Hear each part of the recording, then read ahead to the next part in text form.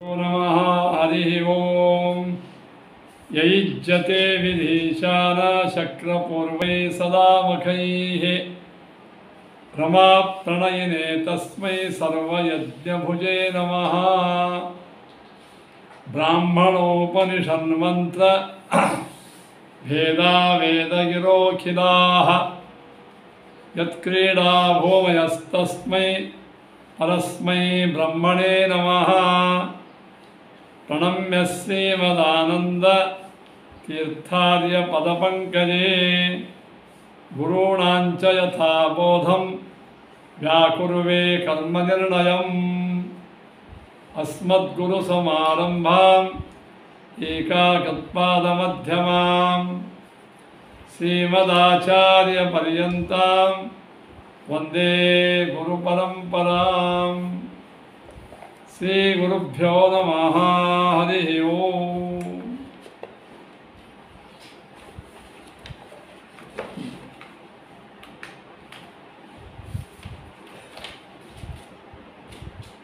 श्रीगुरुभ्यो नमः हरिः ओम्।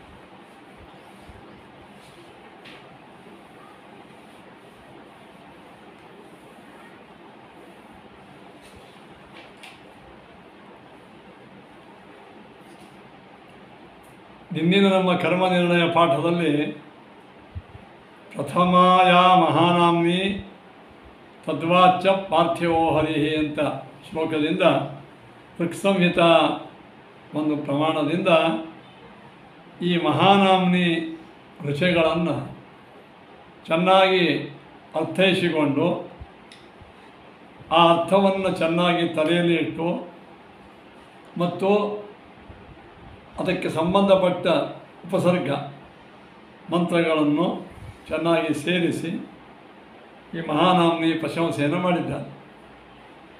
ನೀನು ಹೇಳಿದರು ಈ ಮೂರು ಋಷಿಗಳ ಮೂರು ಗುಂಪು ಏನಪ್ಪ, ಮೂರು ಋಷಿಗಳ ಮೂರು ಗುಂಪುಗಳು. ಕೊನೆಯ ಋಷ ಹೆಚ್ಚು ಋಷಿಗಳು. ಇದಕ್ಕೆಲ್ಲ ಸೇರಿ ಇದು ಮಹಾನಾಮ್ನಿ ಋಷ ಅಂತಂತ. ಇವುಗಳಿಗೆ ಕ್ರಮೇಣ ಪರಮಾತ್ಮ ವೈಕುಂಠ ಶ್ವೇತದ್ವೀಪ ಅನಂತಾಸನಸ್ಥ ಪರಮಾತ್ಮ ಈ ಮಂತ್ರಗಳ ಗುಂಪಿಗೆ ಒಡೆಯನಾಗಿದ್ದಾನೆ, ನಿಯಾಮಕನಾಗಿದ್ದಾನೆ. ಅವನ ಪ್ರೀತ್ಯರ್ಥವಾಗಿ ಈ ಋಕ್ ಮಂತ್ರಗಳನ್ನು ಪಠಿಸಬೇಕು. ಷೋಡಶಿ ಎಂಬುವಂತಹ ಸೋಮಯಾಗದ ಒಂದು ಭಾಗ ಷೋಡಶಿ. ಸೋಮಯಾಗ ಅದು 7 ಥರ, 7 ವಿಭಾಗದಿಂದ ಕೂಡಿದೆ. ಅದು ಷೋಡಶೀಕೃತನು ಅಂತ ಒಂದು. ಆ ಷೋಡಶೀಕೃತ ಒಳಗೆ 16 ಮಂತ್ರಗಳಿಂದ ಕೂಡಿದ ಒಂದು ವಿಶಿಷ್ಟ ಪಾರಾಯಣ ಸ್ತುತಿಯ ಕ್ರಮ, ಅದನ್ನು ಇಲ್ಲಿ ಹೇಳಿದ್ದಾರೆ. ಹೀಗೆ ಈ ಮಹಾನಾಮ್ನಿ ಈ ಋಷಿಗಳನ್ನು ವಿಭಾಗ ಮಾಡಿದ್ದಾರೆ. ಅದಕ್ಕೆ ಕರ್ಮ ನಿರ್ಣಯದಲ್ಲಿ ಶ್ರೀಮದಾಚಾರ್ಯ ಹೇಳ್ತಾರೆ. ನಿನ್ನಿನ ಪಾಠವೇ ಮುಂದುವರಿತದೆ. ಅಲ್ಲಿ ನೋಡಿರಿ, ಅಲ್ಲಿ ಆಚಾರ್ಯರ ಗ್ರಂಥದ ಭಾಗ. ತ್ರಿಚಾಸ್ತಿಸ್ರೋ ಮಹಾನಾಮ್ನ್ಯಃ ಪಂಚರ್ಚಾ ಪ್ರಥಮಾ ಪರಾ ತ್ರಿಚಾ ಚ ನಿಗದ್ಯೇಸ್ತಾರ್ತೀಯಾ ಸಪ್ತಭಿರ್ಯುತ ಇತಿ ದ್ವೇಧಾ ವಿಭಾಗಸ್ಯಾತ್ ಜಪಧ್ಯಾನಾದಿ ಕರ್ಮಸೋ. ಈ ಮಹಾನಾಮ್ನಿ ಋಷಿಗಳ ವಿಭಾಗವನ್ನು 2 ತೆರನಾಗಿ ಮಾಡಿದ್ದಾರೆ. ಅಂದರೆ ಮೂರು ಅಂದರೆ 3 ಋಷಿಗಳಿಂದ ಕೂಡಿದ್ದ ತ್ರಿಚ ಅಂತಾರೆ. 3 ಶ್ಲೋಕ, ಋಷ ಅಂದರೆ ಶ್ಲೋಕ ಇದೆ. 3 ಋಂಗ್ಮಂತ್ರಗಳ ಗುಂಪಕ್ಕೆ ತ್ರಿಚ ಅಂತ. ಇಂತಹ 3 ಮಂತ್ರಗಳ ಏನು ಗುಂಪ, 3 ಗುಂಪದಲ್ಲ, ಇದು ಮಹಾನಾಮ್ನಿ ಮಂತ್ರ. ಇದು ಒಂದು ಭಾಗ. ಇನ್ನೊಂದು 5 ಋಷಿಗಳು ಪ್ರಥಮ ಮಹಾನಾಮ್ನಿ, ಮುಂದಿನ 3 ಋಷಿಗಳು ದ್ವಿತೀಯ ಮಹಾನಾಮನಿ, ಕೊನೆಯ 2 ಋಚಗಳು ಮತ್ತು 7 ನಿಗದಗಳು ತೃತೀಯ ಮಹಾನಾಮನಿ. ಹೀಗೆ ಇದರ ವಿಭಾಗವನ್ನು 2 ಥರನಾಗಿ ಮಾಡಿದ್ದಾರೆ. ಏನು ಅದನ್ನೇ ಆಚಾರ್ಯ ಹೇಳಿದರು. ಧೃಚ ಧೃಚ ನಿಗದ್ಯೈಸ್ತಾರ್ತೀಯ ಸಪ್ತಭಿರಯುತ. ಇನ್ನೊಮ್ಮೆ ಹೇಳ್ತೀನಿ ಕೇಳಿ. ಮೊದಲನೇ ವಿಭಾಗದಲ್ಲಿ 3 ಮಂತ್ರಗಳ ಒಂದು ಗುಂಪಿಗೆ ತ್ರಿಚ ಅಂಥವು 3 ಗುಂಪುಗಳು. ಅದು ಏನಂತಾಯಿತು, ಅದು 3 ಗುಂಪುಗಳ 3 ಮಂತ್ರಗಳಿಂದ ಕೂಡಿದ 3 ಮಂತ್ರಗಳು ಮಹಾನಾಮನಿ ಮಂತ್ರಗಳು. ಅಥವಾ ಮೊದಲಿನ 5 ಋಚಗಳು ಏನು, ಆಮೇಲೆ ಮುಂದಿನ 3 ಋಚಗಳು, ಆಮೇಲೆ ಕೊನೆಯ 7 ನಿಗದಗಳು, ಇವೆಲ್ಲ ಸೇರಿ ಇದು ಕೂಡ ಒಂದು ಮಹಾನಾಮನಿ. ಅದನ್ನೇ ಆಚಾರ್ಯ ಹೇಳಿದರು. ಧೃಚ ಧೃಚ ಚ ನಿಗದೈಹಿ, ಅದು 7 ಸಪ್ತಭಿರಯುತ ಇತಿ ದ್ವೇಧಾ ವಿಭಾಗಶ್ಯ. ಇವೆಲ್ಲ ಪಾರಾಯಣ ಧ್ಯಾನವನ್ನು ಮಾಡುವ ಕಾಲಕ್ಕೆ ಈ ವಿಭಾಗವನ್ನು ತಿಳಿದು ಮಂತ್ರಾರ್ಥವನ್ನು ತಿಳಿದು ಆ ಮಂತ್ರಕ್ಕೆ ಜೋಡಿಸಿದ ಉಪಸರ್ಗಗಳ ಅರ್ಥವನ್ನೂ ತಿಳಿದು ಜಪ ಧ್ಯಾನಾದಿ ಕರ್ಮಗಳನ್ನು ಮಾಡಬೇಕು. ಬರೇ ಇದು ಸ್ವಾಹಾಕಾರ ಸ್ವಧಾಕಾರ ಹಾಕಲಿಕ್ಕೆ ಮಾತ್ರ ಸೀಮಿತ ಮಾಡಬಾರದು. ಇದೆಲ್ಲ ಮಾಡಿದರೆ ತ್ರಿಲೋಕಗೇನ ಹರಿಣ ನಿರ್ಮಿತ ಷೋಡಶಿ ಕ್ರತು. ಈ ಷೋಡಶಿ ಎಂಬುವಂಥ ಯಜ್ಞ ಇದು ಸೋಮಯಾಗದ ಒಂದು ಭಾಗ. ಇದನ್ನು ಸಾಕ್ಷಾತ್ ವೈಕುಂಠ ಅನಂತಾಸನ ಶ್ವೇತದ್ವಿ ಇಲ್ಲಿ ವಾಸ ಮಾಡುವ ಸಾಕ್ಷಾತ್ ಪರಮಾತ್ಮನೇ ಏನು ಮಾಡಿದ್ದಾನೆ, ವೈಕುಂಠ ನಾರಾಯಣ ವಾಸುದೇವ ಈ 3 ರೂಪಗಳಿಂದ ಈ 3 ರುಚಿಗಳಿಂದ ಕೂಡಿದ ಈ ಷೋಡಶಿ ಕ್ರತುವನ್ನು, ಅಂದರೆ ಮಂತ್ರಗಳಿಂದ ಕೂಡಿದ ಈ ಕ್ರತುವನ್ನು ಪರಮಾತ್ಮ ನಿರ್ಮಾಣ ಮಾಡಿದ. ನೋಡಿ, ನಿರ್ಮಿತ ಷೋಡಶಿ ಕ್ರತು ಏವಂ ಜ್ಞಾತ್ವಾ ಹರಿಂ ತಂಚ. ಈ ರೀತಿಯಾಗಿ ಅದರ ವಿಭಾಗ, ಮಂತ್ರಾರ್ಥ ಮತ್ತು ಉಪಸರ್ಗದ ಅರ್ಥ ಇವುಗಳಿಗೆ ನಿಯಾಮಕನಾದ ಭಗವಂತ, ನಿರ್ಮಾಣ ಮಾಡಿದವನು ಪರಮಾತ್ಮ ಅಂತ ಏವಂ ಜ್ಞಾತ್ವಾ ಹರಿಂ ತಂಚ ಕರ್ಮ ಕುರುವನ್ ಜಾನ. ಹೀಗೆ ಮಾಡಿ ಕರ್ಮಗಳನ್ನು ಮಾಡಿದರೆ ಅವನು ಪುನಃ ಕ್ಷೀಣೆ ಪುಣ್ಯ ಮರ್ತ್ಯಲೋಕಂ ವಿಶಂತಿ ಅಂತ ಹೇಳ್ಯಾರ. ಕಾಮ್ಯ ಕರ್ಮ ಮಾಡಿದವರು ಯಾವ ರೀತಿಯಾಗಿ ಸ್ವರ್ಗದಲ್ಲಿ ಪುಣ್ಯ ಭೋಗವನ್ನು ಮಾಡಿ ಪುನಃ ಇಲ್ಲಿ ಬಂದು ಹುಟ್ಟಿ ಮತ್ತೆ ಹೋಗಿ ಮತ್ತೆ ಈ ಸಂಸಾರ ಚಕ್ರದಲ್ಲಿ ಸುತ್ತಾಡ್ತಾರೋ ಹಾಗೆ ಇವರು ಸುತ್ತಾಡಂಗಿಲ್ಲ, ಮೋಕ್ಷಕ್ಕೆ ಹೋಗ್ತಾರೆ ಅಂತ ಪ್ರವೃತ್ತಿ ಎಂಬ ಗ್ರಂಥದಲ್ಲಿ ಹೇಳ್ತಾರೆ. ಏವಾಹಿ ತ್ರಿವಸರ್ಗಾಸ್ಯಾರ್ಥೋಪಿ ಉಕ್ತ ಅವಧಾರಣ ರೂಪತ್ವಾ. ನೀವು ಹಿಂದೆ ಕೆಲವು ಮಂತ್ರ ಓದಿದೆ, ನಿನ್ನೆ ಅದರ ಅರ್ಥ ಹೇಳಿದ್ದೆ. ಏವಾಯ್ ಹೇವಾಯ್ ಹೇ ಹಿ ಅಂತ ನಿನ್ನೆ ಹೇಳಿದ್ದೇವಿಲ್ಲ. ಆ ಏವ ಏಹಿ ಏವ ಏಹಿ ಏವ ಏಹಿ ಏವ ಅಂತ ಏನು ಮಂತ್ರಗಳು ನಾವು ನಿನ್ನೆ ಹೇಳಿದ್ದೇವೆಯೋ ಆ ಮಂತ್ರಗಳು ಏವಾಹಿ ಉಪಸರ್ಗಸ್ಯ, ಆ ಉಪಸರ್ಗ ಮಂತ್ರಗಳು ಅವುಗಳ ಅರ್ಥವನ್ನು ಚೆನ್ನಾಗಿ ತಿಳಿದು ಅದೇನದ ಏವಂ ಹಿ, ಹಿಂದೆ ಅನೇಕ ಮಂತ್ರ ಮಹಾನಾಮನಿ ಋಷಗಳಲ್ಲಿ ಹೇಳಿದ ದೇವರ ವಿಶಿಷ್ಟ ಮಹಿಮೆ ಏವಂ ಹಿ. ಏವಾ ಹೇವೈ ಅಂತ ವೇದ ಮಂತ್ರಕ್ಕೆ ಏವಂ ಹಿ ಏವ, ಹೀಗೆ ನಿಶ್ಚಿತವಾಗಿಯೇ ದೇವರ ಮಹಿಮೆ ಇಂತಿಷ್ಟಿದೆ, ಅನಂತವಾಗಿದೆ, ಸತ್ಯವಾಗಿದೆ, ರುಜುವಾಗಿದೆ ಅಂತ ಅವಧಾನ ರೂಪತ್ವ. ಆ ಮಂತ್ರ ಹಿಂದಿನ ಮಂತ್ರಗಳ ಮಹಿಮೆಯನ್ನು ನಿಶ್ಚಯ ಮಾಡಲಿಕ್ಕೆ ಹೊರಟಿದೆ. ಏವಾ ಹೇವಹಿ ಪೂರ್ವೋಕ್ತ ಅರ್ಥ ಜ್ಞಾನಂ ವಿನ. ಹಾಗಾದರೆ ಹಿಂದಿನ ಮಹಿಮೆ, ದೇವರ ಮಂತ್ರದಲ್ಲಿ ಹೇಳಿದ ಮಹಿಮೆಗಳು ಅವೇನು, ಅವು ಚೆನ್ನಾಗಿ ನಿಮಗೆ ತಿಳಿದ್ರೆ ಅಲ್ಲಿ ಹೇಳಿದ್ದು ಕರೆಕ್ಟ್ ಅಂತ. ಆ ಊರೊಳಗೆ ಏನದಲ್ಲ ಬರಬರದ, ಆ ಊರು ನೋಡಿರ್ಬೇಕು ನಾನು, ಆ ಮನುಷ್ಯ ಭಾಳ ಒಳ್ಳೆಯವನೇ ಇದ್ದಾನೆ ಅಂತ ಅನ್ಬೇಕಾದ್ರೆ ಏನು ಮಾಡಬೇಕು ನೀವು? ಮೊದಲು ಆ ಮನುಷ್ಯನ ಜ್ಞಾನ ಇರಬೇಕಿಲ್ಲ. ಹಾಗೆ ಇಲ್ಲಿ ಉಪಸರ್ಗಗಳಲ್ಲಿ ಹಿಂದಿನ ಮಹಿಮೆಗಳ ನಿಶ್ಚಯಾರ್ಥ ಏವಕಾರ ಹೇಳಬೇಕಾದರೆ ಆ ಹಿಂದಿನ ಮಂತ್ರಗಳ ಅರ್ಥ ಗೊತ್ತಿರಬೇಕು.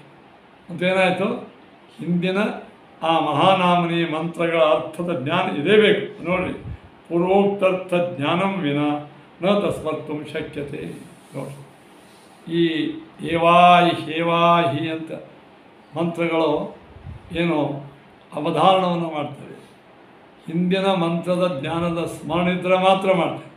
ಈಗ ನಿಮ್ಮ ವ್ಯಕ್ತಿ ನಾವು ಭಾಳ ಚಲೋ ಇದ್ದಾನೆ ಆಚಾರ, ನಾವು ಭಾಳ ಚಲೋ, ಆ ವ್ಯಕ್ತಿಯ ನಿಮಗೇನು ಪರಿಚಯ ಅದ, ಆ ಪರಿಚಯ ಹೇಳುವ ವೇಳೆ ಯಾಕೆ ನೆನಪಿರ್ಬೇಕು. ನಿಮಗೆ ನೆನಪು ಅವಾಗ ಕೇಳ್ತಾನೆ, ಏನೋ ಯಾರ ಬಗ್ಗೆ ಹೇಳ್ಕತ್ತೀನಿ ನೀನು, ಅವು ಭಾಳ ಚಲೋ, ಏನು ನೆನಪಾಗೋತ್ತಂತ. ಮತ್ತು ನೆನಪಾಗದೆ ಅವ್ನು ಚಲೋ ಅಂತ ಹೇಗೆ ಹೇಳ್ತಾನೆ. ಅವನ ಬಗ್ಗೆ ನೀನು ನಿಶ್ಚಿತಾರ್ಥವಾಗಿ ಏವಕಾರ ಮಾಡಿ ಸುರಸ್ಕರವಾಗಿ ಹೇಳಬೇಕಾದ್ರೆ ಏನು ಬೇಕು, ಸ್ಮರಣ ಬೇಕು. ಹಾಗೆ ಹಿಂದಿನ ಮಂತ್ರಗಳ ಜ್ಞಾನ ಮತ್ತು ಅದರ ಸ್ಮರಣ ಇದ್ದರೆ ಮಾತ್ರ ಮುಂದೆ ಆ ಮಂತ್ರೋಕ್ತ ಅರ್ಥಗಳ ನಿಶ್ಚಯವನ್ನು ಹೇಳಿಕೆ ಬರ್ತದೆ. ಏವಂ ನಿರ್ಮಿತೇನ ಷೋಡಶಿನ ವೃದ್ಧೋ ಭವತ್ತೇವಂ ವಿಧ. ಇಂತಹ ಭಗವಂತನಿಂದ ನಿರ್ಮಿತವಾದ ಈ ಷೋಡಶಿ ಯಜ್ಞದ ಈ ಮಂತ್ರಗಳಂತೇನವಲ್ಲ, ಇದು ಭಗವಂತ ನಿರ್ಮಾಣ ಮಾಡ್ಯಾನಂತೆ. ನಿರ್ಮಾಣ ಅಂದರೆ ಅಭಿವ್ಯಕ್ತ ಮಾಡಿದ್ದಾನೆ, ದೇವರೇ ಅಭಿವ್ಯಕ್ತ ಮಾಡಿದ್ದಾನೆ. ಅದಕ್ಕೆ ಪ್ರತಿಪಾದ್ಯನೂ ದೇವರೇ ಅಂತ ಈ ರೀತಿಯಾಗಿ ಯಾವನು ತಿಳಿಯುವ ಏವಂವಿತ ವೃದ್ಧೋ ಭವತಿ, ಅವನೇ ನಿತ್ಯ ಸಮೃದ್ಧಿ ಉಳ್ಳವನ. ನಿತ್ಯ ಸಮೃದ್ಧಿ ಅಲ್ಲ ಮೋಕ್ಷವಾಗಿ. ಇಲ್ಲಿ ಸಮೃದ್ಧಿ ಸುಮ್ಮ ಅಷ್ಟೇ, ರಾಶಿ ಒಳಗೆ ಒಂದು 4 ಜೋಳ ಬರ್ತಾವೆ ಸಮೃದ್ಧಿ, ಮತ್ತು ಮುಂದೆ ಮರುದಿವಸ ಭಿಕ್ಷಾಪಾತ್ರನೇ. ನಿತ್ಯ ಸಮೃದ್ಧಿ ಎಲ್ಲಪ್ಪ ಮೋಕ್ಷ. ಏವಂ ವಿತ್, ಈ ಷೋಡಶಿ ಮಂತ್ರಗಳ ಕೇವಲ ಕರ್ಮಪರವಲ್ಲ, ಯಜ್ಞಯಾಗಾದಿಗಳ ಪರ ಮಾತ್ರ ಹೇಳಿಲ್ಲ. ಮುಖ್ಯವಾಗಿ ದೇವರ ಅಸಾಧಾರಣ ಮಹಿಮೆಗಳನ್ನೇ ಇವ ಹೇಳಿದೆ. ಇದು ಸತ್ಯ, ಇದು ನಿತ್ಯ ಅಂತ ಗಟ್ಟಿಯಾಗಿ ತಿಳಿದುಕೊಂಡು ಇವುಗಳ ಪಾರಾಯಣವನ್ನು ಅಥವಾ ಅವುಗಳಿಂದ ಭಗವಂತನ ಪೂಜೆಯನ್ನು ಯಾವನು ಮಾಡ್ತಾನೋ ಅದು ಫಲ ಹೇಳಿದರು. ಏನು ಹೇಳಿದ್ರಪ್ಪ, ವೃದ್ಧೋ ಭವತ್ತೇವಂ ವಿತ, ಏವಂ ವಿತ ವೃದ್ಧೋ ಭವತಿ, ಮುಕ್ತನಾಗುತ್ತಾನೆ ಅಂತೆ ಹೇಳಿಬಿಟ್ರು. ಆಚಾರ್ಯ ವಾಕ್ಯ.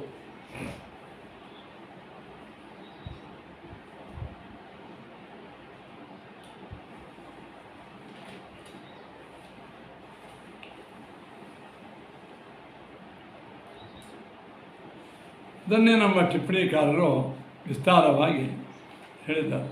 ಅಂದರೆ ತ್ರಿಚಾ ತಿಸ್ರೋ ಮಹಾನಾಮ್ನ್ಯ ಪಂಚರ್ಚ ಪ್ರಥಮ ಅಂತೇನದಲ್ಲ, ಅದನ್ನು ಸ್ವಲ್ಪ ಇಲ್ಲಿ ವಿಸ್ತಾರವಾಗಿ ಹೇಳಿದ್ದಾರೆ. ಇಷ್ಟು ಅದನ್ನು ಸ್ವಲ್ಪ ನಾನು ನಿಮಗೆ ತಿಳಿಸ್ತೀನಿ. ನಮ್ಮ ಹಿಂದಿಂದೆ ನಿಮ್ಗೆ ಗಟ್ಟಿ ಮಾಡಿಸೋಕೆ ಹೇಳ್ತಾರೆ. ನೀವು ಈಗಲೇ ಒಂದು 10-12 ಮಂತ್ರಗಳನ್ನು ಕೇಳಿದ್ರಿ. ಅವು ಯಾವ ಮಂತ್ರ? ಮಹಾನಾಮ್ನಿ ಮಂತ್ರ ಋಷಭ.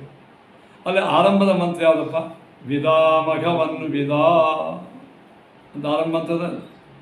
ಎರಡನೇ ಮಂತ್ರ ಆಯಾ ಹಿ ಪಿಬ ಮತ್ಸ್ವ, ಅದಕ್ಕೆ ಉಪಸರ್ಗ.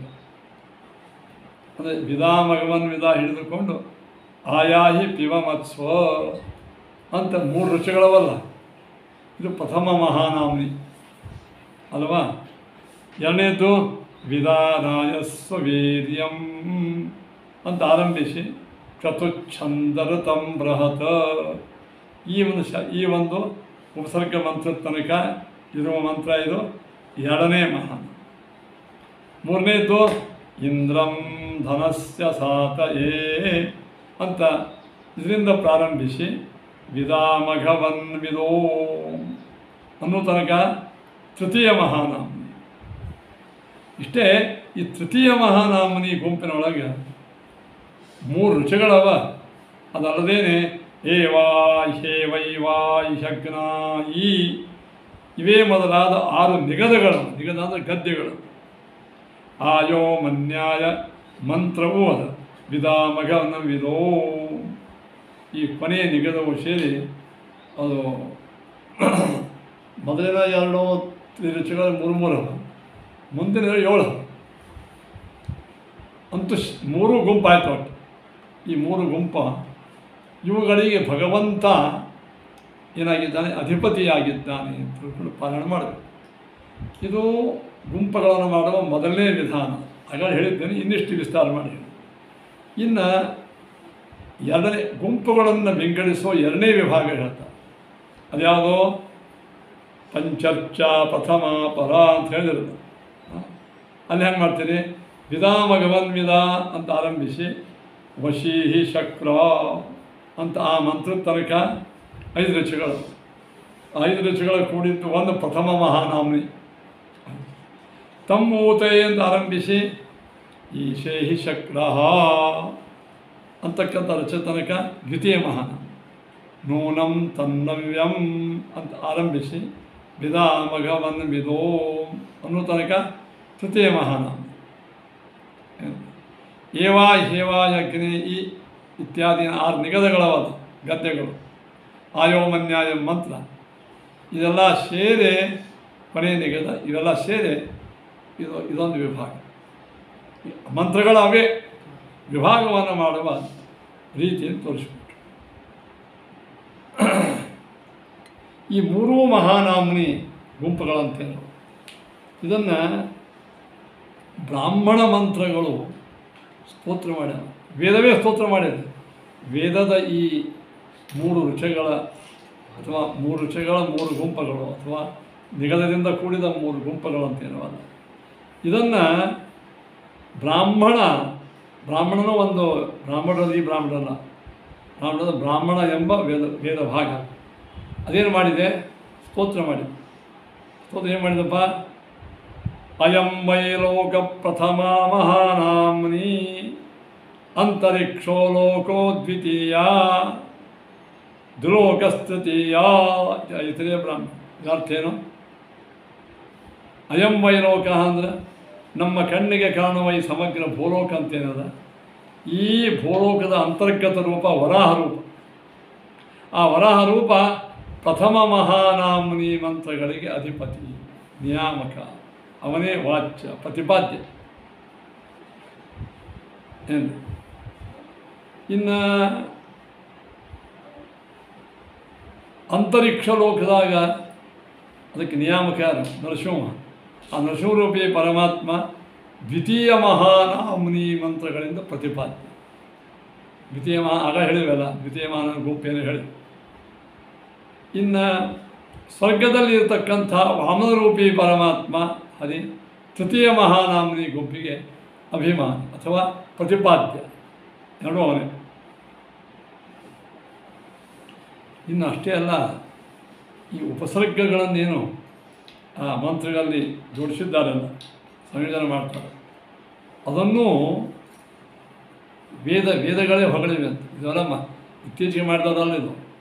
ಈ ಮಹಾನಾಮ್ನಿ ಋಂಗ್ ಮಂತ್ರಗಳು, ಅವುಗಳ ಅರ್ಥ, ಅವುಗಳಿಗೆ ನಿಯಾಮಕ ಪರಮಾತ್ಮದ ರೂಪ, ಇದು ಜಪಕ್ಕೆ ಪಾರಾಯಣಕ್ಕೆ ಬಹಳ ಯೋಗ್ಯ ಅಂತ ವೇದವೇ ಹೇಳ್ತಾ. ಯಾರೋ ಒಬ್ಬರು ಇತ್ತೀಚೆಗೆ ಹೇಳಿದ್ದಲ್ಲ. ಇನ್ನು ಈ ಉಪಸರ್ಗಗಳವಲ್ಲ ಭಾಗಗಳು, ಈ ಭಾಗವನ್ನು ಈ ಮಂತ್ರಗಳಿಗೆ ಸೇರಿಸಿ ಅನ್ನಬೇಕು ಅಂತೇನು ಒಂದು ವಿಧಾನ ಮಾಡಿ ಹೇಳಿದ್ದಾರಲ್ಲ, ಅದನ್ನು ಪ್ರಶಂಸನ ಮಾಡ್ತಾರೆ ಬ್ರಾಹ್ಮಣ ಮಂತ್ರ. ಸರ್ವೇಭ್ಯೋ ವಾ ಏಷ ಲೋಕೇಭ್ಯಃ ಸನ್ನಿರ್ಮಿತೋ ಯತ್ ಷೋಡಶಿ ತದ್ಯದ್ ಮಹಾನಾಮ್ನೀನಾಂ ಉಪಸರ್ಗಾನ್ ಉಪಸೃಜತಿ ಸರ್ವೇಭ್ಯ ಏವೈನಂ ತಂ ಲೋಕೇಭ್ಯಃ ಸನ್ನಿರ್ಮಿಮೀತೆ ಸರ್ವೇಭ್ಯೋ ಲೋಕೇಭ್ಯಃ ಸನ್ನಿರ್ಮಿಮೀತೇನ ಷೋಡಶಿನಾರಾಧ್ನೋತಿ ಏವಂ ವೇದ. ಹಿಂದೆ ಹೇಳಿದ 3 ಲೋಕದಲ್ಲಿ ಇರುವ ಆ ಪರಮಾತ್ಮನ 3 ರೂಪಗಳವಲ್ಲ, ವರಾಹ, ನರಸಿಂಹ, ವಾಮನ, ಅವನನ್ನು ಪ್ರತಿಪಾದನೆ ಮಾಡುವ ಏನಿದು ಮಂತ್ರಗಳ ಇದವಲ್ಲ ಉಪಸರ್ಗಗಳು, ಅಂದರೆ ಉಪಸರ್ಗಗಳನ್ನು ಸೇರಿಸಿ ಈ 3 ಲೋಕ ಅಂತರ್ಭಾವವನ್ನು ಮಾಡಿ ಆ ಪರಮಾತ್ಮದ ರೂಪಗಳನ್ನು ಯಾರು ಸ್ಮರಿಸ್ತಾರೋ ಅಥವಾ ಷೋಡಶಿ ಎಂಬ ಯಜ್ಞವನ್ನು ಆ ಪರಮಾತ್ಮನ ಪ್ರಸನ್ನತೆಗಾಗಿ ಮಾಡಬೇಕು ಎಂದು. ಅದು ಯಾರು ಈ ಮಹಾನಾಮ್ನಿ ಉಪಸರ್ಗಗಳನ್ನು ಸೇರಿಸಿ ಎಲ್ಲ ಲೋಕಗಳಿಗೆ ಅಧಿಪತಿಯಾದ ಪರಮಾತ್ಮನೇ ಪ್ರತಿಪಾದ್ಯ ಅಂತ ಯಾರು ಈ ಷೋಡಶಿ ಕೃತವನ್ನು ಮಾಡ್ತಾರೋ ಅವರು ಮೋಕ್ಷವನ್ನೇ ಪಡೆಯುತ್ತಾರೆ. ಇಲ್ಲಿಯವರೆಗೆ ನೀವೆಲ್ಲ ಪಾಠವನ್ನು ಕೇಳಿದ್ದು, ಆ ಮಂತ್ರಾರ್ಥವನ್ನು ಕೇಳಿದ್ದು, ಆ ಮಂತ್ರದ ಭಾಗವಾದ ಉಪಸರ್ಗಾರ್ಥವನ್ನು ಕೇಳಿದ್ದು, ಜನ ಪಾಠ ಮಾಡಬೇಕು, ಸ್ತೋತ್ರ ಮಾಡಬೇಕು. ಅದರಿಂದ ಆ ಪರಮಾತ್ಮನ ಮೂರೂ ರೂಪಗಳು ಸಂತುಷ್ಟವಾಗಿ ಮೋಕ್ಷವನ್ನೇ ಕೊಡ್ತಾವೆ. ಇದು ಮ್ಯಾನ್ಮ್ಯಾನ ಮೋಕ್ಷದ ಯಾಕಂತಾರಂದರೆ ಇವು ಕರ್ಮಕಾಂಡೋಕ್ತ ಮಂತ್ರಗಳು, ಇದು ಸ್ವರ್ಗಲೋಕ ಒಂದಾಗ್ತದೆ, ಪುನಃ ತಿರುಗಿ ಬರ್ತೇವೆ ಅಂತ ಇಷ್ಟಕ್ಕೆ ಸೀಮಿತವಲ್ಲ. ಇದು ಕರ್ಮ ನಿರ್ಣಯವಲ್ಲ. ಕರ್ಮ ನಿರ್ಣಯ ಯಾವುದು? ಈ ಕರ್ಮಗಳನ್ನು ಮೇಲ್ನೋಟಕ್ಕೆ ಹೇಳುವ ಈ ಮಂತ್ರಗಳಿಗೆ ಮುಖ್ಯ ಪ್ರತಿಪಾದ್ಯ ಪರಮಾತ್ಮನ ಮೂರು ರೂಪಗಳು, ಅನಂತ ರೂಪಗಳು ಅಂತ ಹಿಂಗೆ ತಿಳ್ಕೊಂಡು ಇದು ಜ್ಞಾನಯಜ್ಞಾತ್ಮಕವಾಗಿ ನಾವು ಮಾಡಿದ್ದೇ ಆದರೆ ಮೋಕ್ಷ ಆಗುವುದು ಖಾತ್ರಿ. ಇದೇ ನಿಜವಾದ ಕರ್ಮ ನಿರ್ಣಯ. ಇನ್ನು ಮೇಲೆ ಈ ಷೋಡಶಿ ಮಂತ್ರದ ಮುಂದಿನ ಭಾಗವನ್ನು ಹೇಳಿ, ಶ್ರೀಮದ ಷೋಡಶಿ ಮಂತ್ರ ಆಯ್ತು. ಈ ಷೋಡಶಿ ಮಂತ್ರದ ಮುಂದಿನ ಭಾಗವನ್ನು ಶ್ರೀಮದಾಚಾರ್ಯರು ಆ ಮಂತ್ರಗಳನ್ನು ಹೇಳಿ ವ್ಯಾಖ್ಯಾನವನ್ನು ಮಾಡ್ತಕ್ಕಂಥದ್ದು ಯಾವುದು? ಆ ಷೋಡಶಿ ಮಂತ್ರದ ಮುಂದಿನ ಭಾಗವನ್ನು ಬ್ರಾಹ್ಮಣ ಹೇಳ್ತಾರೆ. ಪ್ರಪ್ರವಸ್ತೃಷ್ಟುಭಮಿಷಂ ಅರ್ಚತ ಪ್ರಾರ್ಚತ ಯೋ ವ್ಯತೀರಘಾಣಯತ್ ಇತಿ ಪ್ರಜ್ಞಾತ ಅನುಷ್ಟುಭಶ್ಯಂ ಸತೀ.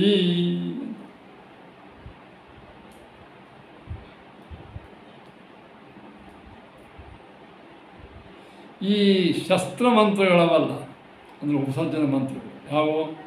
ಪ್ರಪ್ರವಸ್ತೃಷ್ಟುಭಮಿಷಂ ಒಂದು, ಅರ್ಚತ ಪ್ರಾರ್ಚತ ಅಂತ ಎರಡನೇ, ಯೋ ವ್ಯತೀರಘಾಣಯತ್ ಈ ಅನುಷ್ಠುಪ್ ಛಂದಸ್ಸಿನಲ್ಲಿ ಈ ಮೂರು ಶಸ್ತ್ರ ಮಂತ್ರಗಳ ರುಚಿಗಳವಲ್ಲ. ಇವು ಹಾಗೇ ಪಠನ ಮಾಡಿಬಿಟ್ಟು ಏನು ಜೋಡಿಸಬಾರ್ದು.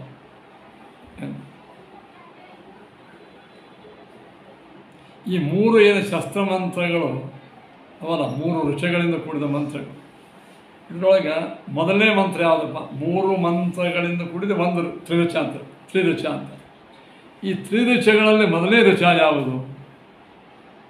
ಪ್ರಪ್ರವಸ್ತೃಷ್ಟು ಭವಿಷಂ ಮಂದದ್ವಿರಾಯೇಂದವೇ ಧಿಯಾ ಓ ಮೇಧಸಾತಯೇ ಪುರಂಧ್ರ್ಯಾ ವಿವಾಸತಿ ಅಂತ.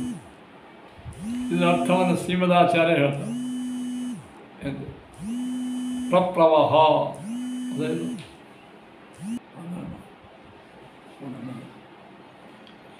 ಇದರ ಅರ್ಥವನ್ನು ನಾನು ಹೇಳಿ, ಇದು ವಿಶಿಷ್ಟ ಅರ್ಥವನ್ನು ಟೀಕಾರಾಯರು ಹೇಳ್ತಾರೆ, ರಾಯರು ಹೇಳ್ತಾರೆ. ಇಲ್ಲಿ ಈ ಮಂತ್ರದಲ್ಲಿ ಮೊದಲು ಸಂಬೋಧನೆ ದೇವರಿಗೆ, ಇಂದ್ರನಾಮಕ ಪರಮಾತ್ಮನೇ, ಏನು ಇಂದ್ರನಾಮಕ ಪರಮಾತ್ಮನೇ ಪ್ರಪ್ರವಾಹ, ಇಂದ್ರನಾಮಕ ಪರಮಾತ್ಮನು ಪ್ರಪ್ರವಾಹ, ಇಂದ್ರ ಸಂಬೋಧನಲ್ಲ, ಇಂದ್ರ ಇಂದ್ರನು. ಹೇ ಋತ್ವಿಜ ಪ್ರಜಾವ, ಇದೇ ಋತ್ವಿಜರೇ ಹೋಮವನ್ನು ಸಾಕ್ಷಾತ್ತಾಗಿ ಮಂತ್ರ ಪಠನ ಮಾಡಿ ಆವತಿ ಹಾಕುವ ಋತ್ವಿಜರೇ, ಅಥವಾ ಆ ಋತ್ವಿಜರಿಗೆ ಅನುಕೂಲವನ್ನು ಮಾಡಿ ಯಜ್ಞ ಯಾಗಾದಿಗಳ ಭಾರವನ್ನು ಹೊತ್ತು ಪ್ರಜೆಗಳೇ, ಯಜಮಾನರೇ ಅಂತ ಸಂಬೋಧನೆ. ವಹ ತೃಷ್ಟುಭಮಿಷಂ, ನೀವು ವಹ ತೃಷ್ಟುಭಮಿಷಂ ಅಂತಂದರೆ ಈ ತೃಷ್ಟು ಛಂದಸ್ಸಿನ ಮಂತ್ರ ಎಂಬ ಅನ್ನ, ಮಂತ್ರವೇ ಅನ್ನ ಇದೆ. ಈ ತೃಷ್ಟು ಛಂದಸ್ಸವನ್ನು ಚೆನ್ನಾಗಿ ಅರಿತು ಆ ಛಂದಸ್ಸಾಗಿರ್ತಕ್ಕಂಥ ಈ ಮೂರು ರುಚಿಗಳ ಮಂತ್ರವನ್ನು ಅಂದ್ರೆ ಆ ದೇವರಿಗೆ ಅನ್ನ ಹಾಕಿದಂಗೆ ಏನು. ಅದಕ್ಕೆ ಈ ತೃಷ್ಟು ರುಚಿದಲ್ಲಿ ಇರತಕ್ಕಂಥ ಮಂತ್ರಗಳ ಪಠನದಲ್ಲ ತಿಳ್ಕೊಳ್ಳೋದು, ಅದೇ ಅನ್ನ. ಆ ಅನ್ನವನ್ನು ಇಂದ್ರ ಅಂದರೆ ಮಹಾ ಐಶ್ವರ್ಯವುಳ್ಳ ಪರಮಾತ್ಮನು ಸೋಮಾಯ ಆವಿವಾಸತಿ, ಆ ಪರಮಾತ್ಮ ಏನು ಮಾಡ್ತಾನೆ? ಈ ಮಂತ್ರಗಳನ್ನು ಅನ್ನವನ್ನು ಸೋಮಪಾನಕ್ಕಾಗಿ ಅತಿಶಯವಾಗಿ ಇಷ್ಟಪಡ್ತಾನೆ. ಸೋಮರಸಪಾನಕ್ಕಾಗಿ ಅನ್ನವನ್ನು ಇಚ್ಛಾ ಮಾಡ್ತಾನೆ ಪರಮಾತ್ಮ. ಈ ಅನ್ನ ಯಾವ ಅನ್ನಪ್ಪ? ಹುಳಿ ಸಾರ ಈ ಅನ್ನ. ತ್ರಿಷ್ಟು ಛಂದಸ್ಸಿನೊಳಗಿರ್ತಕ್ಕಂಥ ಭಾರೀ ಮಹಿಮೆಯಿಂದ ಕೂಡಿದ ಈ ಮಂತ್ರಗಳ ಪಠನ ಅದು ಭಗವಂತ ಅನ್ನಿದ್ದಾನೆ. ಅದಕ್ಕಾಗಿ ಪರಮಾತ್ಮ ಇಂದು ನಮಗೆ ಪರಮಾತ್ಮ ಏನು ಮಾಡ್ತಾನೆ? ಸೋಮಾಯ ಆವಿವಾಸತಿ, ಸೋಮಪಾನವನ್ನು ಮಾಡುವ ಸಲುವಾಗಿ ಅನ್ನಕ್ಕಾಗಿ ಮತ್ತು ಸೋಮಪಾನಕ್ಕಾಗಿ ಭಾಳ ಆವಿವಾಸತಿ ಇಷ್ಟಪಡ್ತಾನೆ. ಸರಿ, ಇಷ್ಟಪಟ್ಟ ಸ್ವೀಕಾರ ಮಾಡಿದ. ಮುಂದೆ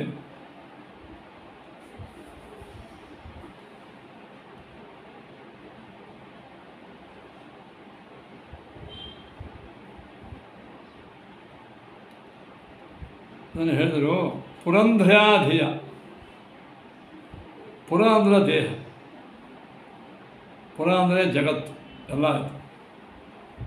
ಎಲ್ಲ ಜೀವರಾಶಿಗಳ ಶರೀರವನ್ನು ಧಾರಣೆ ಯಾವುದು ಮಾಡ್ತದೆ ಹೇಳಿ? ಪುರಂಧ್ಯ. ಪುರಂ ಅಂದ್ರೆ ದೇಹ. ಸಕಲ ಜೀವರಾಶಿಗಳ ಶರೀರ ಧಾರಣ ಮಾಡೋದು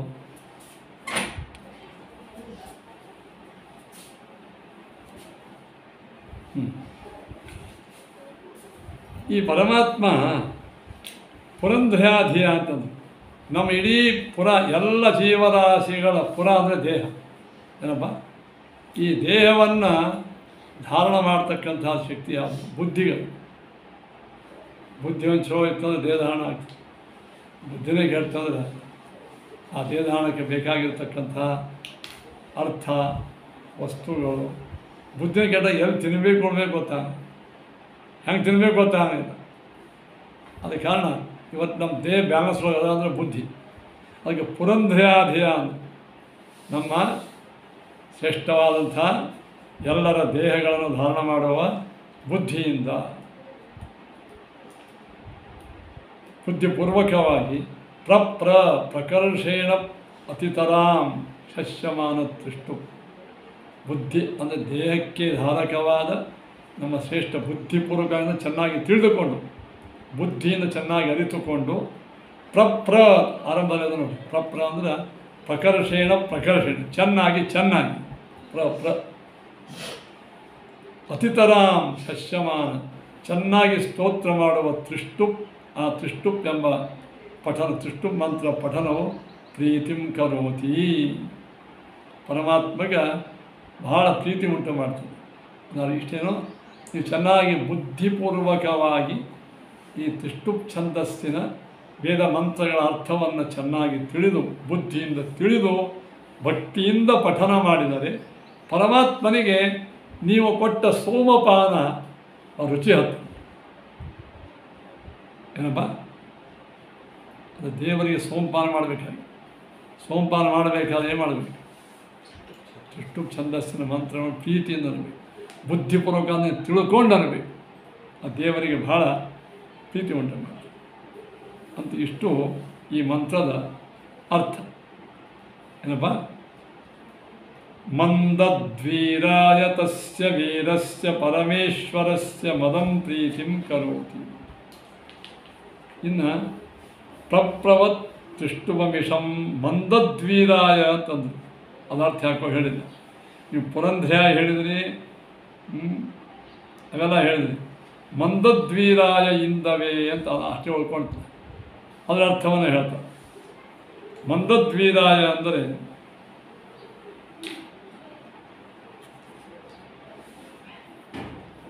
ವೀರನಾದಂಥ ಪರಮಾತ್ಮನಿಗೆ ಹರ್ಷವನ್ನು ಉಂಟು ಮಾಡಿ. ದೇವರು ಮಹಾವೀರ, ಮಂದದ್ವೀರ ಅಂದರೆ ದೇವರ ಅತ್ಯಂತ ಶೂರನಾದ ಪರಮಾತ್ಮನಿಗೆ ಮಂದಂ ಅಂದರೆ ಮುದಂ ಸಂತೋಷವನ್ನು ಉಂಟು ಮಾಡತಕ್ಕಂತಹ ಮಂದದ್ವೀರಾಯ. ಆ ಸೋಮರಸ ಅದಲ್ಲ, ಮಂದದ್ವೀರಾಯ ತಸ್ಯ ವೀರಸ್ಯ ಪರಮೇಶ್ವರಸ್ಯ ಮದಂ ಪ್ರೀತಿಂ ಕರೋತೀತಿ ಮಂದದ್ವೀರ ಸೋಮ. ಏನಪ್ಪ? ಆ ಪರಮಾತ್ಮನಿಗೆ ವೀರಸ್ಯ ಅಂದೇನು? ವೀರನಾದ ಪರಮಾತ್ಮನಿಗೆ ಮದಂ ಪ್ರೀತಿಂ ಕರೋತಿ ಇತಿ, ಆ ದೇವರಿಗೆ ಪ್ರೀತಿ ಉಂಟು ಮಾಡೋದು ಯಾವುದು? ಮಂದದ್ವೀರ ಸೋಮ. ನತ್ವ ಆತ್ಮ ಪ್ರಯೋಜನಾಯ ಪ್ರೀತಿಂ ಕರೋತಿ. ಆ ದೇವರು ಏನು ಆ ಸೋಮರಸವನ್ನು ಭಾಳ ಪ್ರೀತಿಸ್ತಾನೆ. ಕೆಲವರಿಗೆ ಕೆಲವು ಪಾನಗಳ ಭಾಳ ರುಚಿಸ್ತಾವೆ. ಅಂದರೆ ದೇವರು ಭಕ್ತರು ಕೊಟ್ಟಿರತಕ್ಕಂಥ ಸೋಮರಸವನ್ನು ಭಾಳ ಪ್ರೀತಿಯಿಂದ ಸ್ವೀಕಾರ ಮಾಡ್ತಾನೆ. ಹಾಗಾದರೆ ಏನೋ ಅವನಿಗೂ ಸ್ವಲ್ಪ ಭೋಗದ ಆಶೆ ಆದ ನನಗೆ ಮಾವಿನ ಶೇಖರಣೆ ಭಾಳ ಇಷ್ಟಪಡ್ತಾನೆ ಅಂದರೆ ಅವನಿಗೆ ಅದರ ಬೇರೆ ಲೋಭದ. ಆದರೆ ಬಂದ್ರೇ ಸಂತೋಷ ಆಗಲ್ಲ ನನಗೆ. ಅದು ಇಲ್ಲದೇ ಸಂತೋಷ ಇಲ್ಲ. ಹಾಗೆ ಸೋಮರಸ ಪಾನ ಮಾಡದೇ ಇದ್ದರೆ ಪರಮ ಸಂತೋಷ ಇಲ್ಲ. ಭಗವಂತ ನಿತ್ಯಾನಂದತ್ತು ಹೋಯ್ತು ಅಂತ ಅನ್ಬೇಡ್ರಿ. ಮಂದದ್ವೀರ ಸೋಮಃ ಮತ್ತು ಆತ್ಮ ಪ್ರಯೋಜನಾಯ ಪ್ರೀತಿಂ ಕರೋತಿ ಕಿಂ ತರ್ಹಿ.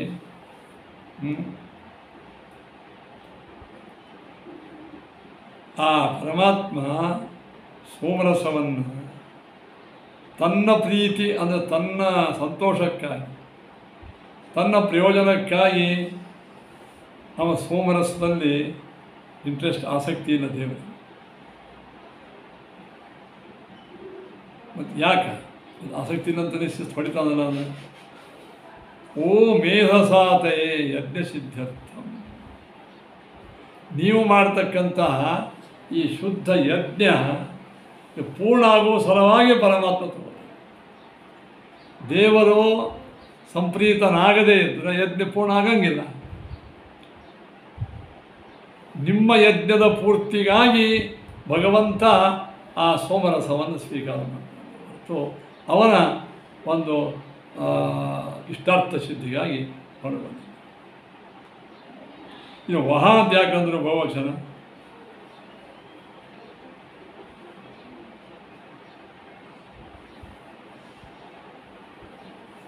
ಅಂತ ಹೇಳಿ. ಓ ವಹ ಇತಿ ಗುರುತ್ವಾತ್ ಈಶ್ವರಂ ತತ್ತೇವವ. ಅದು ಪರಮ ಸಂಬಂಧ. ತದಾ ವಹ ಅನ್ನಂ ತಿಷ್ಟುಭಂ ಓ ಮೇಧಸಾತಯೇ. ಆ ಶ್ರೇಷ್ಠವಾದಂಥ ತಿಷ್ಟುಪ್ ಎಂಬ ಅನ್ನವನ್ನು ಓ ಮೇಧಸಾತಯೇ ಭಗವತ್ ದೈವ ಅತ್ತಿ ಯಜ್ಞ ಸಿದ್ಧಾರ್ಥಂ ಭವಾನ್ ಪ್ರಪ್ರವಾದಿ. ಪರಮಾತ್ಮನು ನಿಮ್ಮ ಯಜ್ಞದ ಪೂರ್ತಿಗಾಗಿ ಯಜ್ಞಕ್ಕೆ ಶುದ್ಧವಾದ ಮೋಕ್ಷ ಎಂಬ ಫಲ ಬರುವ ಸಲುವಾಗಿ ಪರಮಾತ್ಮ. ಅಂತೂ ಇದರ್ಥ ಏನಾಯಿತು? ನಾವು ನೈವೇದ್ಯ ಮಾಡತಕ್ಕಂಥ ಯಾವುದೇ ಪದಾರ್ಥಗಳಿಂದ ದೇವರಿಗೆ ಯಾವುದೇ ಭೌತಿಕ ಸುಖಾದಿಗಳು ಆಗುವುದಿಲ್ಲ. ದೇವ ಸುಖ ಆಗಲ್ಲಂದ್ರೆ ಮಾಡಿಬೇಡ್ರಿ, ನೈವೇದ್ಯ ಬಿಟ್ಬಿಡ್ರಿ. ಹಂಗೂ ಅನ್ಬೇಡ್ರಿ. ದೇವರಿಗೆ ನಿವೇದಿತವಾಗದೆ ದಾನ ಪವಿತ್ರ ಅಂದರೆ ನಿವೇದಿತ ಅಂತ ಅಂತೀರಿ ಬಾಯಿ, ಅದು ಹೋಗಿಲ್ಲ ಅಂತೀರಿ. ಅಲ್ಲೇ ಇರೋದು ನೀವು ಕೊಡ್ತಕ್ಕಂಥ ಏನು ಅನ್ನದ ಅದು ಭಾಳ ಭಕ್ತಿಯಿಂದ ಕೂಡಿತ್ತು ಅಂತಂದರೆ ಆ ಪದಾರ್ಥದೊಳಗೆ ದೇವರದೇ ಒಂದು ರೂಪದ ಸಾಕ್ಷ್ಯ ರೂಪ ಅಚ್ಚಿದಾನಂದ ಅಂತ ಆ ರಸವನ್ನು ಸ್ವೀಕಾರ ಮಾಡಿ ಉಳಿದದ್ದನ್ನು ಉಳಿದ ದೇವತೆಗಳಿಗೆ ಕೊಡ್ಬೇಕು. ಸಂತುಷ್ಟ ಅದ. ನೀವು ನೈವೇದ್ಯ ಮಾಡದೇ ಇದ್ದರೆ ನಾವೇನು ಕೊಡಬೇಕು? ದೇವರು ಏನು ತೊಗೋಬೇಕು, ಏನು ಕೊಡಬೇಕು?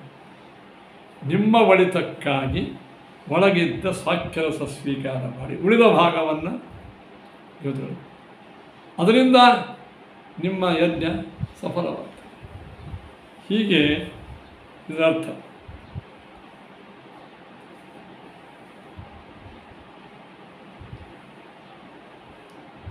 ನಿಮ್ಮ ಸಲುವಾಗಿಯೇ ಯಜ್ಞ ಸಿದ್ಧಾರ್ಥಂ ಭವಾನ್ ಪ್ರಪ್ರವಾವಿದಾಸ್ತಿ. ಆ ಪರಮಾತ್ಮ ಸೋಮರಸವನ್ನು ಸ್ವೀಕಾರ ಮಾಡ್ತಾನೆ. ಇಷ್ಟು ಅರ್ಥ ಆಯ್ತಿಲ್ಲ. ಈಗ ಪ್ರಪ್ರವ ಇನ್ನೊಂದು ಮಂತ್ರ ನೋಡ್ರಿ, ಮಂತ್ರ ಇದನ್ನು ಒಟ್ಟಾರೆ ಮಂತ್ರದ ಅರ್ಥ ಏನಾಯಿತು?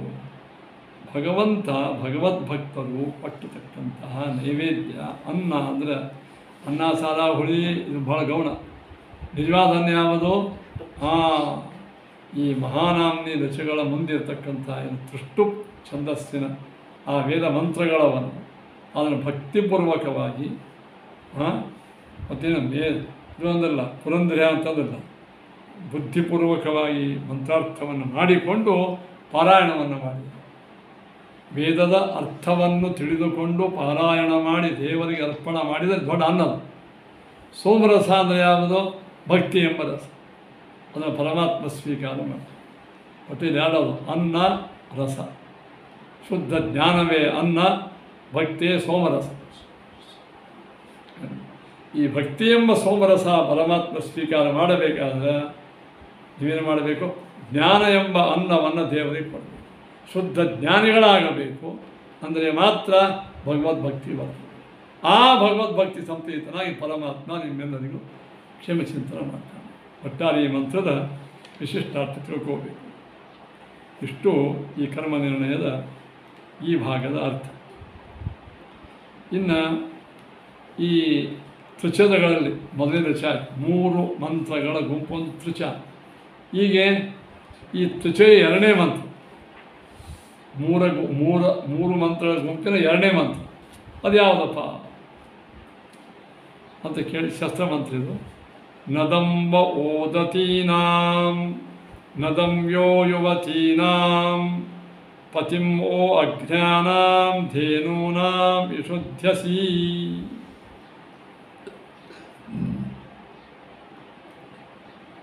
ಈ ಮಂತ್ರಾರ್ಥವನ್ನು ಸುಂದರವಾಗಿ ಶ್ರೀಮದಾಚಾರ್ಯ ಹೇಳ್ತಾರೆ. ಅದಕ್ಕೆ ಟಿಪ್ಪಣಿಗಾರರು ಹೇಳ್ತಾರೆ. ಮೊದಲು ನೋಡಿ, ಈ ಮಂತ್ರದ ಸಾಮಾನ್ಯ ಅರ್ಥ ಏನು ಅಂದರೆ, ನೀರುಗಳಿಗೆ, ಹಾಲುಗಳಿಗೆ, ವೇದಗಳಿಗೆ ಅಧಿಪತಿಯಾದಂತಹ ವಾಯುದೇವರಿದ್ದಾರಲ್ಲ,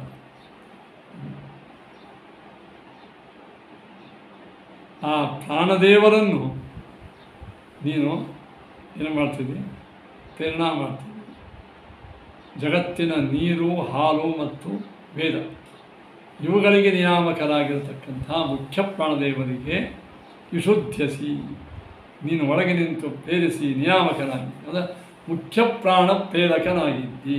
ಇಂಥ ನನಗೆ ಶಿರಸಾಷ್ಟಾಂಗ. ಈ ವೇದ ಮಂತ್ರದ ಅರ್ಥ ಇಷ್ಟು. ವೇದ ಮಂತ್ರದ ಅರ್ಥ ಒಟ್ಟಾರ್ಥ. ಇದನ್ನು ಬಿಡಿಸಿ ಹೇಳ್ತಾರೆ. ಏನು?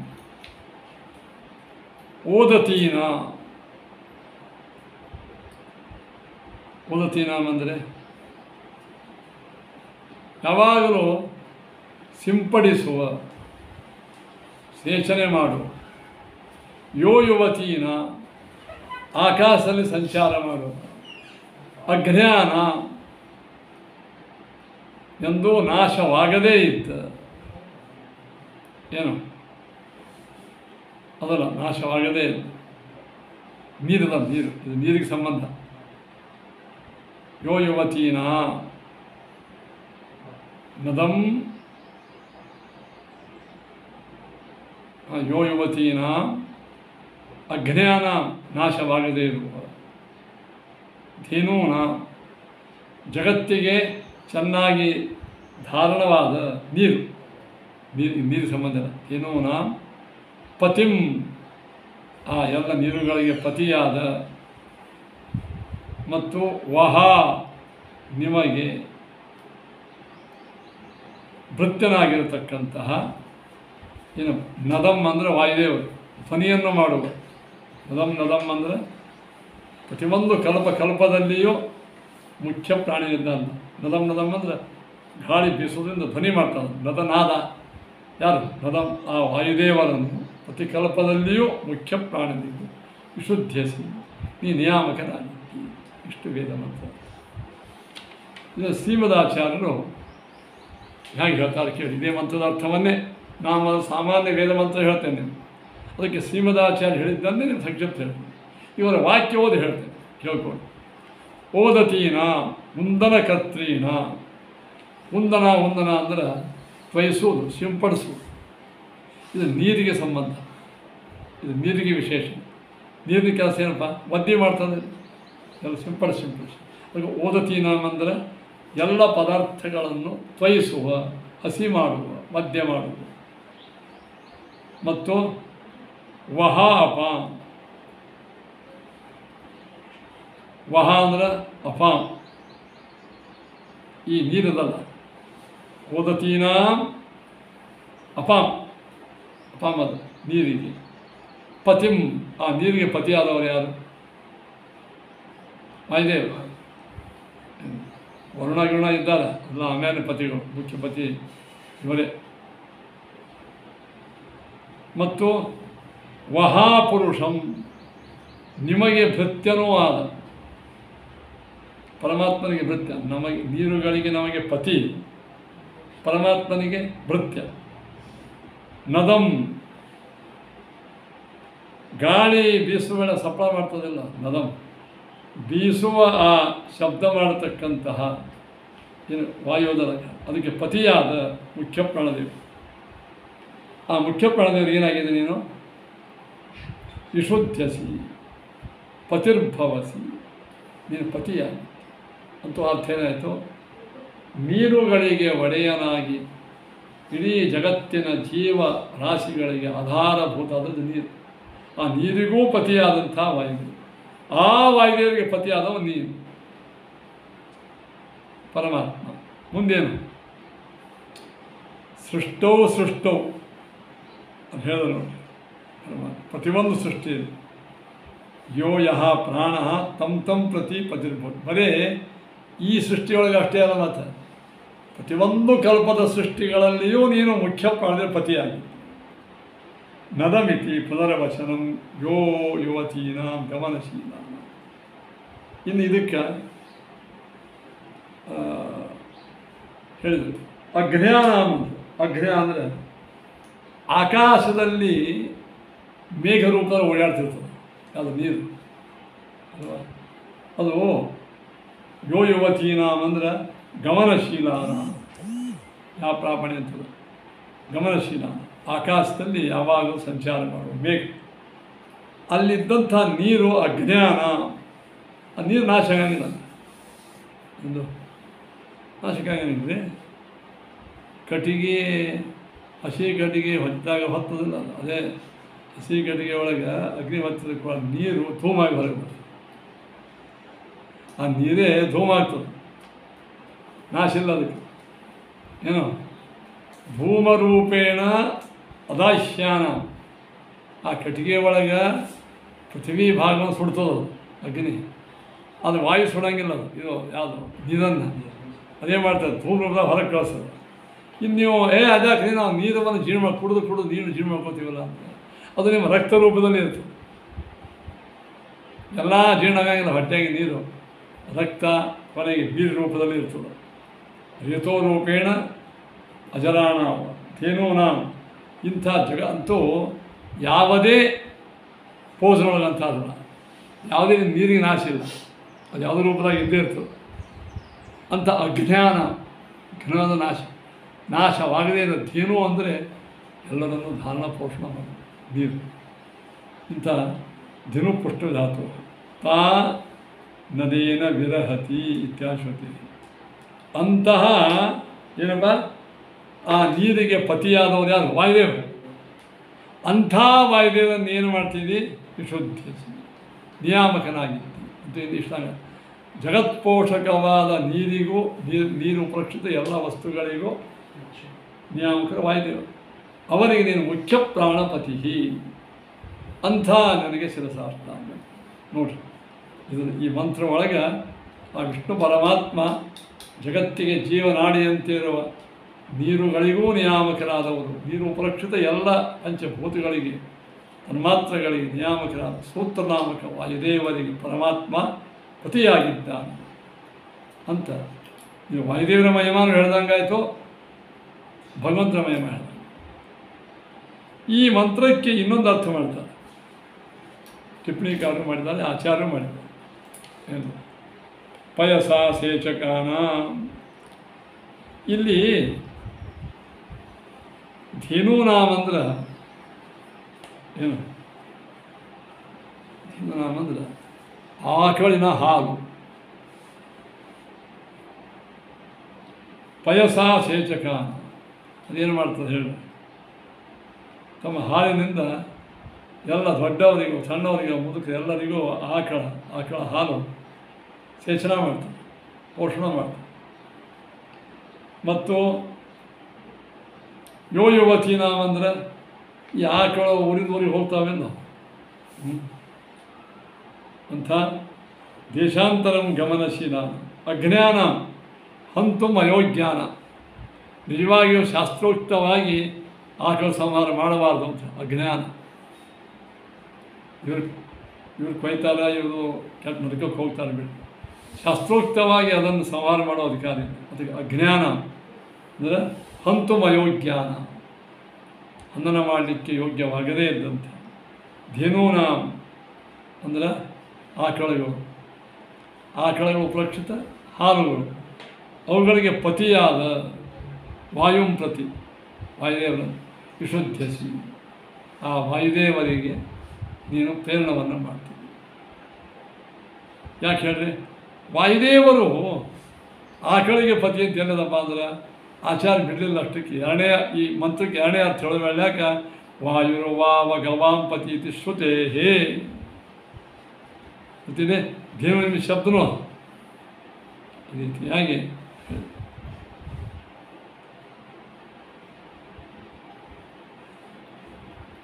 ಮೂರನೇ ಅರ್ಥ ಇದಕ್ಕೆ. ಒಂದನೇ ಅರ್ಥ ನೀರು, ಎರಡನೇ ಅರ್ಥ ಹಾಲು ಅಥವಾ ಆಕಳು, ಮೂರನೇದ್ದು ವೇದಗಳು. ಏನು ಓದತೀನಾಂ ಭಕ್ತ್ಯಾ ಶೇಷಕಾನಾಂ ಅಂತ.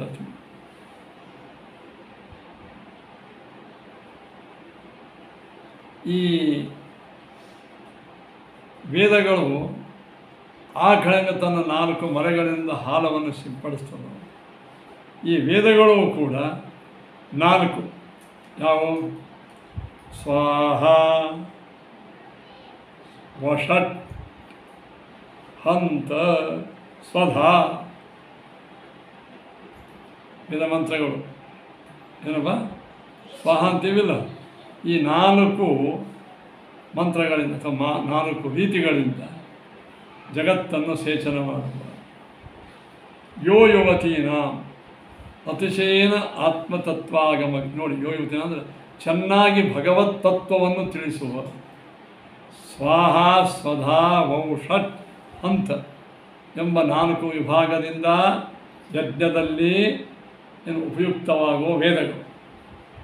ಮತ್ತು ಯೋ ಯುವತೀನಾಂ ಅಂದ್ರೆ ಓಡಾಡ್ತಕ್ಕಂಥ, ಅದರ ಅರ್ಥ ಏನು, ಅತಿಶಯೇನ ಇದು ಯಾ ಪ್ರಾಪಣೆ ಗತ್ಯರ್ಥ ಜ್ಞಾನಾರ್ಥ, ಚೆನ್ನಾಗಿ ಪರಮಾತ್ಮನ ತತ್ವವನ್ನು ತಿಳಿಸ್ತಕ್ಕಂಥ ಯಾವ ವೇದ. ಅಜ್ಞಾನ ವೇದನಾಶಿಲ್ಲ, ಜ್ಞಾನಾಶಿಲ್ಲ. ಅಜ್ಞಾನ ಮಿಥ್ಯಾನಾಂ ಧೇನೂನಾಂ ಧರ್ಮಾರ್ಥಕಾಮ ಮೋಕ್ಷ ಪೋಷಕ. ಧೇನು ಅಂದರೆ ಪೋಷಕ, ಧರ್ಮಾರ್ಥಕಾಮ ಮೋಕ್ಷಗಳನ್ನು ಚೆನ್ನಾಗಿ ಕೊಡುವ. ವಾಚಾಂ ಪತಿಂ, ವಾಚಾಂ ಅಂದರೆ ವೇದವಾಕ್ಯಗಳಿಗೆ ಪತಿಯಾದ ವಾಯುಂ, ಆ ವಾಯುದೇವರಿಗೆ ಪತಿರ್ಭವ, ಈ ಪತಿಯಾಗಿದ್ದೀವಿ. ಅಲ್ಲ, ಇಲ್ಲಿ ಧೇನೂನಾಂ ಪತಿ ಅಂತಂದರೆ ಧೇನು ಅಂತ, ಅಲ್ಲಿ ವಾಕ್ ಅಂತ ವೇದ ಅಂತ ಹೆಂಗಂದ್ರೆ ಅಂದ್ರೆ ಅಲ್ಲಿಯೂ ಆಚಾರ ಪ್ರಮಾಣ ಕೊಟ್ಟರು. ಆಚಾರ್ಯರು ವಿಶಿಷ್ಟಾರ್ಥ ಹೇಳಿದರೆ ತಮ್ಮದೇ ಬುದ್ಧಿಯಿಂದ ಹೇಳಂಗಿಲ್ಲ. ಅದಕ್ಕೆ ತಾವು ಹೇಳಿದ ಅರ್ಥಕ್ಕೆ ಶುದ್ಧದಿ ಶ್ರುತಿಶಿರಶತ ಸಿದ್ಧಾನ್ ಅಭ್ಯದ ಸಪದಿ ವಿಶ್ವಪದ. ಶ್ರುತಿಶಿರ ಅಂದರೆ ತಲೆ ಅಂದರೆ ವೇದಗಳ ಮೂರ್ಧಾವಸ್ಥೆ ಉಪನಿಷತ್ತು. ವೇದಗಳ ಅತ್ಯುತ್ತಮ ಭಾಗ ಯಾವುದು, ಎಲ್ಲ ಅತ್ಯುತ್ತಮ ಉಪನಿಷತ್ತು. ಅಲ್ಲಿಯ ವಾಕ್ಯಗಳ ಪ್ರಮಾಣ ಆಚಾರ ತಾವು ವಿಶಿಷ್ಟ ಅರ್ಥ ಮಾಡಿದರು. ಅದಕ್ಕೇನಂದ್ರೆ ಇಲ್ಲೇ ವಾಶಂ ಧೇನೂನಾಂ ಉಪಾಸಂತೆ. ಯಾಕೆ ಪತಿಂ ವಾಚಾಂ ಪತಿಂ ವಾಕ್ ಅಂತ ಹೇಳಿದ್ರು.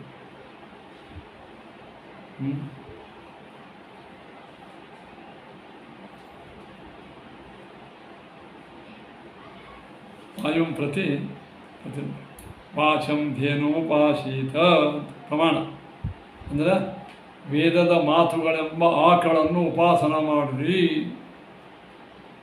ವೇದಗಳ ವಾಕ್ಯ ಉಪಾಸನ ಅಂದರೆ ಏನು, ಆಕಳ ಭಾಳ ತೊಗೊಂಡು ಹೆಂಗೆ ಶಿಡಿಸೋತೀವಿ, ನನಗೆ ವೇದನ ಇಟ್ಕೊಳ್ಳೋದು ಅಂತಾರೆ ಮೇಲೆ ದಿನ ವೇದಾಧ್ಯಯನ ಮಾಡಬೇಕಂತ ಅರ್ಥ. ತಸ್ಯಾಶ್ಚತ್ವಾರ ಸ್ತನಾಹ, ಆ ವೇದಕ್ಕೆ 4 ಸ್ತನಾವ. ಈ ಆಕಳಿಗೆ ಹೆಂಗೆ 4 ಸ್ತನಾವ ಯಾವ, ಸ್ವಾಹಾಕಾರ, ವಷಟ್ಕಾರ, ಹಂತಕಾರ, ಸದಾಕಾರ. ಇವತ್ತಿಲ್ಲ ಸ್ವಾಹ ವೌಷಟ ಅಂತಿರಲಿಲ್ಲ, ಹಂತ, ಆಮೇಲೆ ಸ್ವಧಾ ಸಾಧ್ವ. ತಸ್ಯಾದ್ವೌ ಸ್ತನೌ ದೇವಾ ಉಪಜೀವಂತಿ ಸ್ವಾಹಾಕಾರ ವಷಟ್ಕಾರ. ಈ 2 ಸ್ತನಗಳಿಂದ ಬರುವ ಹಾಲನ್ನು ಅಂದರೆ ಶ್ರೇಷ್ಠ ವಿಚಾರವನ್ನು ದೇವತೆಗಳು ಸ್ವೀಕಾರ ಮಾಡ್ತಾರೆ. ಯಾವುದು ಸ್ವಾಹ ಮತ್ತು ಇಲ್ಲ ವಷಟ್, ಸ್ವಹ ಮತ್ತು ವಷಟ್. ಹಂತಕಾರ ಸ್ವಧಾಕಾರ ಇದೆ. ಆಮೇಲೆ ಹಂತಕಾರ ಮನುಷ್ಯ, ಮನುಷ್ಯೇಭ್ಯೋ ಹಂತ ಅಂತ ಬಲಿಹರಣ ಮಾಡಬೇಕಂತ ಮನುಷ್ಯರು ಆ ಹಂತ ಎಂಬ ಕಾಲದಿಂದ ತತ್ವಜ್ಞಾನ. ಸ್ವಧಾಕಾರವನ್ನು ಪಿತೃಗಳು, ಪಿತೃಭ್ಯ ಸ್ವಧಾ ತಸ್ಯಾಹ ಪ್ರಾಣ ಋಷಭೋ ಮನೋವತ್ಸಹ. ಆ ಇದಕ್ಕೆ ಅಂತಂದ್ರೆ ಮುಖ್ಯ ಪ್ರಾಣನೇ ಪತಿ, ಮನೋಅಭಿಮಾನಿ ರುದ್ರನೇ ಅದಕ್ಕೆ ಕರು. ತಸ್ಯಾಹ ಪ್ರಾಣ ಋಷಭ, ಆ ವೇದಗಳಿಗೆ ಪತಿಯೇ ಸಾಕ್ಷಾತ್ ಯಾರು? ಮುಖ್ಯ ಪ್ರಾಣ. ಆ ವೇದ ಎಂಬ ಆಕಳಿಗೆ ಪತಿ ಯಾರಪ್ಪ ಅಂದರೆ ವತ್ಸ, ಇದು ಆಕಳಿಗೆ ಕರು ಯಾರಂತಂದರೆ ಮನೋಭಿಮಾನಿ ರುದ್ರದೇವ. ಈ ಪ್ರಕಾರವಾಗಿ ತಿಳ್ಕೋಬೇಕು. 51 ನಿಮಿಷ. ಹಾಂ, ಈ ಪ್ರಕಾರವಾಗಿ ಇವುಗಳಿಗೆ ಅರ್ಥವನ್ನು ಕೊಟ್ಟರು. ಇಷ್ಟು ಸಾಕು, ಇವತ್ತಿಷ್ಟು ಸಾಕು. ಮತ್ತು ನಾಳೆ ಪಾಠ.